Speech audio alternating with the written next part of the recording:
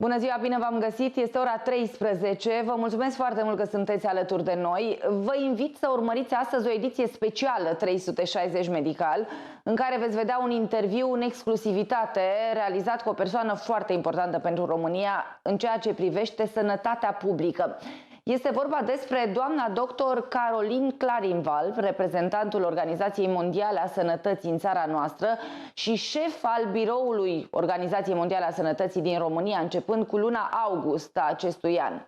Doamna doctor a condus până de curând Biroul Organizației Mondiale a Sănătății din Kazahstan și a gestionat operațiunile de urgență pentru Organizația Mondială a Sănătății în Ucraina.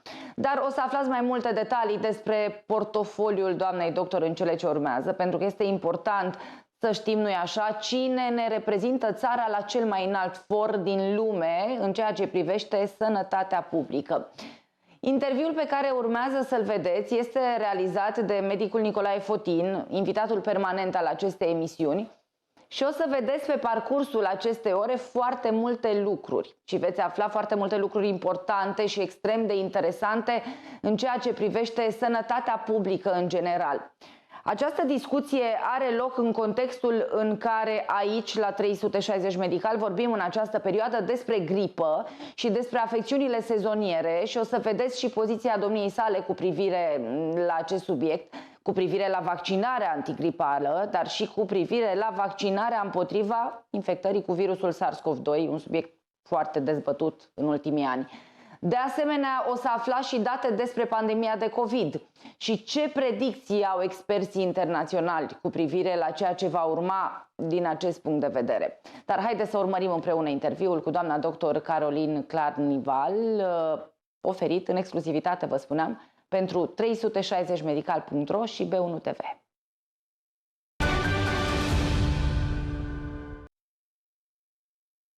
We are very pleased today to have with us here at editorial headquarters 360 Medical, Dr. Caroline Clarinval, who was appointed as WHO representative and WHO country office in Romania since August this year. Thank you for coming, Dr. Clarinval, and welcome to 360 Medical. Thank you very much for having me today.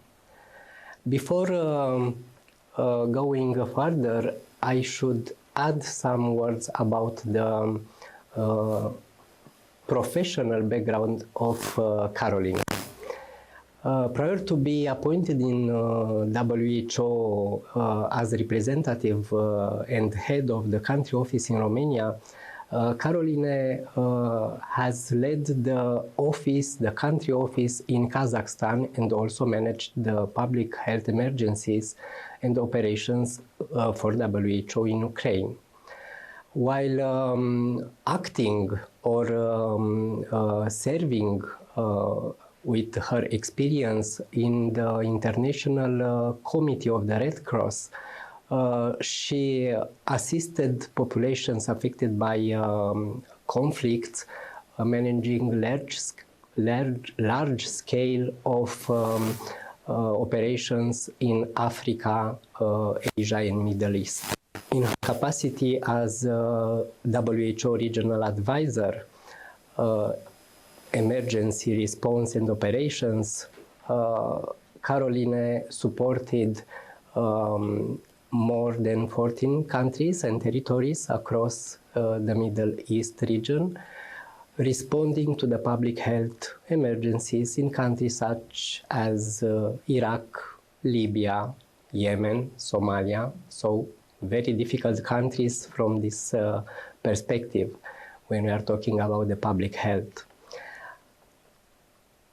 But it's not all, and also in the period when Caroline worked in the Federal Office of Public Health in Switzerland, she was responsible for the national strategy on rare diseases and was member state delegated to WHO. I should add that Caroline holds a PhD in biomedical ethics and law, master's degrees in biomedical ethics and human rights law. And also she teaches biomedical ethics and humanitarian ethics at Massachusetts Institute of Technology, MIT in Boston, at London School of Hygiene and Tropical Medicine, at King's College, and of course at the University of Zurich. So, so many professional achievements, Caroline.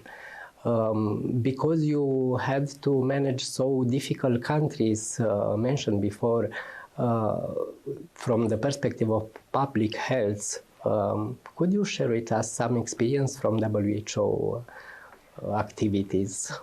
Thank you very much, Dr. Fontaine. It's thank you. When I listen to the narrative, or what we call the red thread of our life as humanitarian aid workers, I always remember the people that we were actually supposed to help. I started this career early on in my 20s, and I went to Africa first, and I loved it. It was this, when you get this bug, you know, there's different viruses. There are the ones that make you sick, and then there's the ones that just keep you going, that motivate you, and that in the end never really let you go off. So I started this career with the International Committee of Red Cross, looking after vulnerable populations affected by conflict. And I was very touched by the difficulties that they had to go through, but I was always strongly impressed by their resilience. And I understood that people can find ways to start their lives again, or either because they have lost everything they had, or because they fell very ill. And I've always been very touched exactly by those who all of a sudden they find the energy and the resilience to start new again. Obviously, this doesn't happen alone. There's a certain system that you require as a person in order to cope with difficult challenges. And one of those systems is a healthcare system, right? So I've always been impressed at the efforts that ministries of health, as well as healthcare workers, the doctors, the nurses, the midwives, but also the pharmacists, as well as the administrative support that they make in order to allow patients to be treated. We sometimes take this for granted, and I think I'd like to just pause and take a moment and thank all of them for having provided all those services and for doing it over and over again. Coming back to the years with WHO, and more particularly the last 2 years, where I think all of us, we were a bit shaken by the recent COVID-19 pandemic, I think it demonstrates very well how vulnerable we all are. It's a lesson of humility to mankind. But it also shows us that when we have the right tools in place and when we have the right systems in place, we can actually find ways to cope with the most difficult circumstances. And so that's why I feel passionate about what I do. And I'm very glad to be now here in Romania, to have joined the WHO team here in Romania, and to be closely working with the Romanian government and the Ministry of Health. In talking about the systems, the health systems, you know, these days the public health authorities are focused on the flu season, which is coming. Do you think, as WHO representative, this season should be different? We should be particularly worried about influenza this season? So indeed, we have been worried for the last few years now. We've just come out of a summer where people were outdoors. Infection numbers of COVID, without delving into that topic now, were fluctuating around the globe.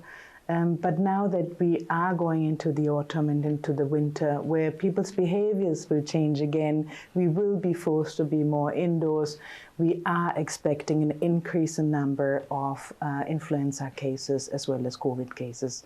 So therefore, yes, we are anticipating a resurgence of the influenza virus. And are, I don't know, any actions that WHO can take or could take to help health systems or countries to prepare for this season? So I think one of the key lessons that we have learned over the last few years is that preparedness is the essence. WHO's role is a normative role, essentially. So based on the evidence that we gather, based on the knowledge that we have and the expertise, WHO provides the guidelines to the member states of the organization, and Romania being one of the member states, WHO obviously also engages with the Romanian authorities, and this is here where we are very happy to see that Romania has proactively already procured about, I think, 1.5 million doses of influenza vaccine. They've done this ahead of time, so they are ready to be administered, and people have access to those vaccines. I think what I would particularly like to underline is that in this case, vaccines will be made available to the at-risk groups for free. And when we look at the at-risk groups, who are they? These are elderly people above the age of 65. These are pregnant women. These are people with chronic diseases such as cardiovascular diseases, asthma, diabetes, etc. And these are the children as well as first and foremost the healthcare workers, because obviously they are the ones that are the most exposed, as well as people who live in settings where physical distancing is a bit more difficult. So I think those groups are where the action and the attention has to be put on, and this is exactly what the Ministry of Health has done. And so the vaccines are available for those groups for free. Others can, as far as I know, can go into pharmacies and procure the vaccine themselves, and this is also strongly recommended. But I think it's a good moment again to just take stock.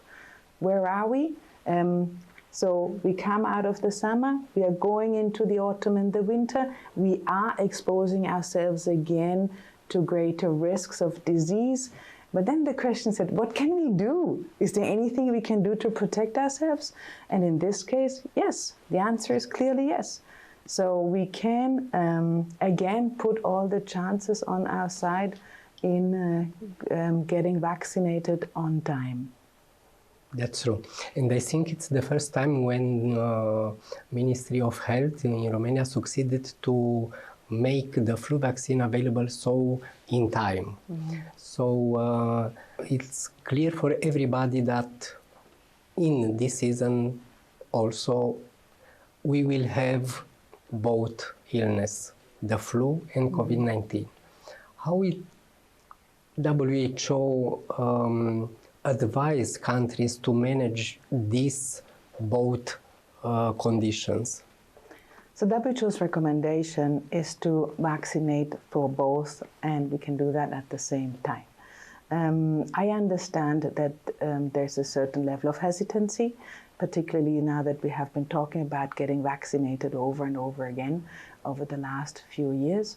I think it's obviously there is a guideline that is out there, and that guideline from WHO has been adopted by the Romanian Ministry of Health as well. So you can get vaccinated for flu and COVID. And I think it's important that people actually are given the opportunity to do that. So what does that mean? That means that, as you said, the vaccines have to be procured, the supply chain has to be in place, they have to be made available in the healthcare facilities. People need to know where they can access those vaccines, so the communication side of things needs to be in place. And here as well, the Ministry of Health and WHO are starting an information campaign as of next week. And so once all these elements are in place, then it is made easy for people to actually go and get vaccinated. But I think it's fundamental that WHO as well as Ministries of Health, that we put all the tools at the disposal of the population so that for them access to healthcare services, or in this case more specifically access to vaccines such as the flu vaccine, is made easy. Beside the vaccination, do you think people could do anything else to protect them from illness and, I don't know, for complications? Yes, it's a very good question. And I know I will be coming up with the answer that we have been providing over the last few years over and over again, but they're still valid. So I'd like to just reiterate the importance of, in certain situations when you're in a crowded place, wearing your masks. Hand washing, please keep doing it. Personally, I always carry my hand sanitizers. I always spray it on my son's hands as well. I use every opportunity to just make sure that I don't have the germs on my hands because I keep touching my face. I also try to still be in areas, for example, to where we can ventilate the space well, or obviously when we sneeze and we cough, we have to protect ourselves. So those measures are still valid also in the flu season, but I think we have all adjusted to them, so this is nothing new. And here it shows how quickly people actually can adjust to a new context. Even if sometimes we drop, right, our preventative measures, which we all do, we are still, at least we have been sensitized enough over the last few years to know that this is what we ought to do. And here we come again to the whole issue of, can we put the chances on our side? How do we do that? We get vaccinated and we adopt the protective measures. Personally, I'm also still inclined of keeping a physical distance if I can, simply because I just don't want to fall sick, although I love to hug people. So it's always a bit this dilemma whereby how do I welcome someone warmly, at the same time how do I protect myself, or how do I protect the other. I'd like to just seize a moment, if I can, and to just remind ourselves that there's a certain group of people that still needs to be protected, and it's the ones with chronic conditions, or it's the elderly. And I think also now that we go again into the end of the year celebrations, it's important that we remember that they are particularly vulnerable. At the same time, we all can play an active role in protecting them. I understand that the economies are flourishing, that the schools are open, that the universities are back on track, that the social activities are happening, and we all welcome this. At the same time, if we can remember those particular preventative measures and we can apply them in order to protect the vulnerable, I'd really like to recommend that. That's true. There are so simple measures that could be taken by everyone to protect the vulnerable person. When do you think would be the better period for get the vaccine for flu, for example? So the best period is now. The vaccines are available. I understand that people have to eventually make an appointment or go to an institution to get the vaccine, but the recommendation is to be vaccinated before the peak of the season of infections, because it takes a bit of time, about 2 weeks, for the body to develop all the antibodies in order to protect themselves from disease or from a severe course of the disease. Again, flu vaccines might still result in people falling ill, but what we want to prevent is that they end up at the hospital or that they die. So flu vaccines have proven to be effective and efficient, and in that sense, at least they will protect from a severe course of the disease. And particularly the vulnerable groups, as I said before, the healthcare workers, the elderly, etc., we strongly recommend that they get vaccinated as soon as possible. As you for sure know, Romania, as many other countries, faces an important hesitancy to vaccination, to all vaccines and also for the flu vaccine. It's a reality in Europe at least. How do you think the authorities in Romania, for example, could act, could make possible to increase the people's confidence in vaccines and in vaccinations? Because we know, as a public health employee, let's say, that for many years, in many situations, these products are the only tools that we have to prevent some, and not few, I would say many, infectious diseases. So the first thing is for the authorities to make sure that the vaccines are available. So access is key. Then a lot of it is about communication. Just to remind people that, look, the vaccine is here, we are hitting a season where the numbers of cases might rise, please go and get vaccinated. So the whole communication around the vaccination is essential. But then when it comes to building trust, that is not necessarily simple, and we saw that during the whole last few years that a lot of people have a lack of trust in institutions, irrespective of what they are. Here in this case, I think one of the best ways forward to build trust is to demonstrate and to underline that the government has put in everything in place in order to allow people to actually have access to the vaccine. Whether they then decide to get vaccinated or not is the individual's choice. And here as well, it is for the individual to decide. Just maybe as a personal anecdote, sometimes when we come back from a mission, obviously we always go and see the doctors, we have our regular checkups, me and the kids, and the first thing that they always look at is like, Caroline, where's your vaccination booklet, or the ones of the kids? Is there anything missing? Do we have to catch up or refresh a vaccine? And most of the cases, there's always something that needs to get done.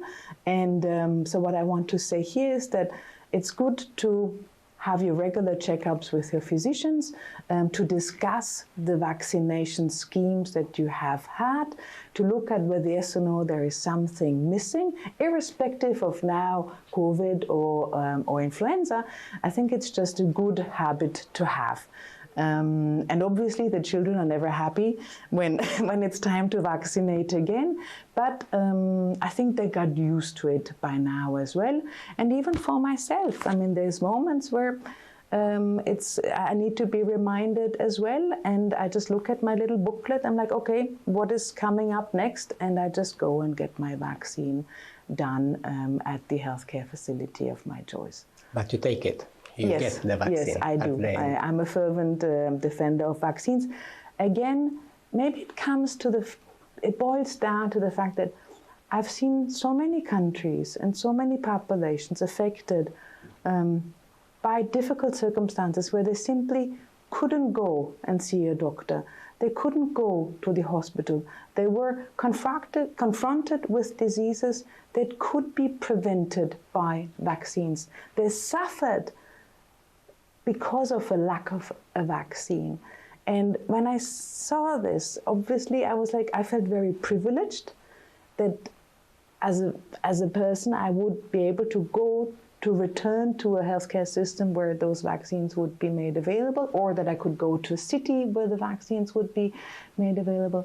So I think I got sensitized by this because of my professional career path, and the how can I say, the hardships I've witnessed personally, and so I feel extremely privileged to have the ability, at least, to protect the kids and myself with what I have at hand.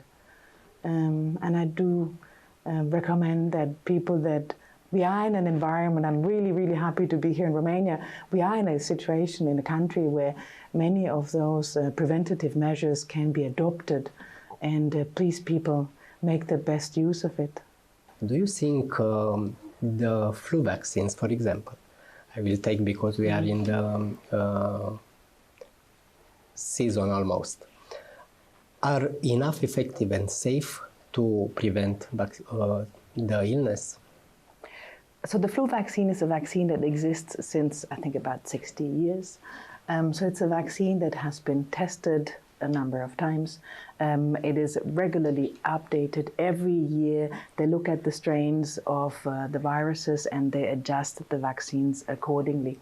So I think at the level of the flu, also of the flu vaccine, also the national regulatory authorities, who play a very, very important role in every country, they are capable and able to certify the safety and the efficacy of that vaccine. And here I think it's really important that we underline both. A vaccine has to be safe and it has to be efficacious.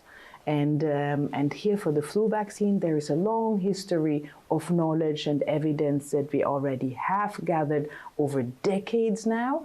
We also know that there's a limited amount of adverse events, and if they are, those are being monitored. I think it's also important that there is a system in place that monitors if there is an adverse event.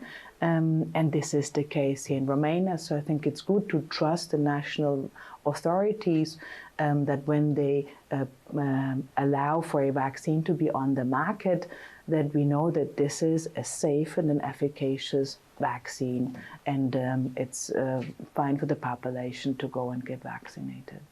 But what do you think if there are some people who wants to make both vaccine for COVID and for influenza this period?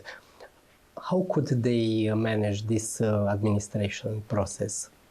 They should do it in the same time? What is your opinion about So I think it comes back to what works best for a person. Provided that both vaccines are made available, either the person decides to go and get both at the same time. We have seen that WHO has issued guidance stating that this is absolutely fine to do both at the same time. But then people might decide to take one or the other first, and then they can come back. Obviously, when both are available, more particularly for the vulnerable groups, it's good to take them at the same time, because we have them there, right? We've got the people there at the health facility in order to get vaccinated. So it is a better, most effective or most efficient way of administering vaccines.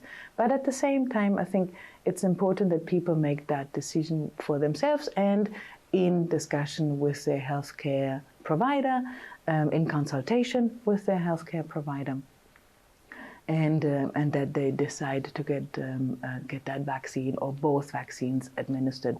And what I find interesting in this case is that WHO has issued the guidance that it is absolutely possible for people to get both at the same time. Do you have, or WHO has, some key messages going back to our main topic today? Mm-hmm. Yeah, allow me just to reiterate the key preventative measures that we can take. So first is get vaccinated if you can. More importantly, if you're part of the at-risk groups, please get vaccinated. If you're a healthcare worker, get vaccinated. If you're a person working in a crowded setting, get vaccinated. If you're an elderly person, please get vaccinated. If you're pregnant, etc. If you have a disease that would require or would would require additional protection for you to just be as healthy as you can be, please get vaccinated. Same for the kids.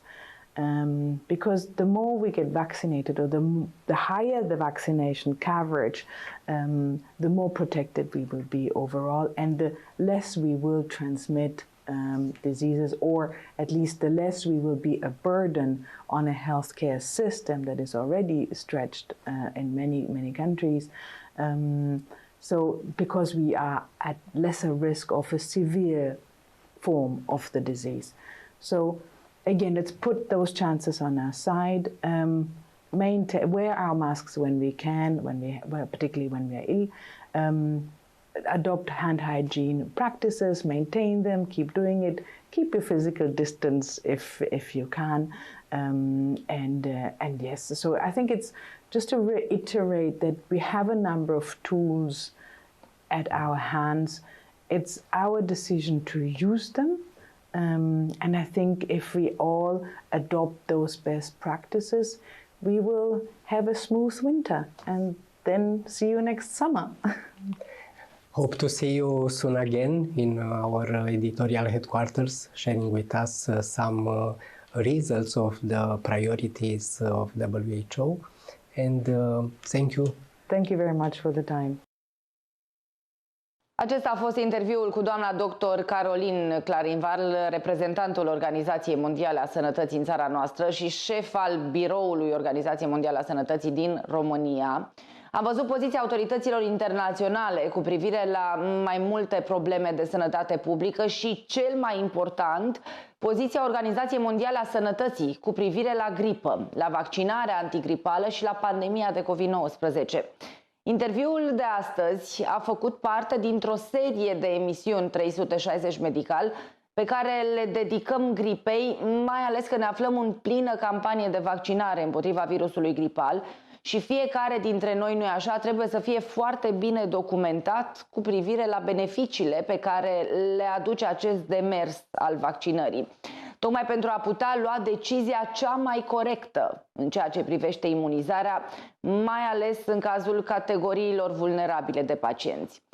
Săptămâna viitoare o să avem în platou alte două cadre medicale și o să abordăm în continuare acest subiect care face referire la afecțiunile sezoniere și la gripă. Atât pentru astăzi, aceasta a fost emisiunea 360 Medical. Eu sunt Aneta Sângeorzan și vă mulțumesc foarte mult că ne-ați urmărit. De la ora 14, colega mea Andreea Moraru vă așteaptă la o nouă dezbatere. Urmează așadar Talk pe 1. Numai bine!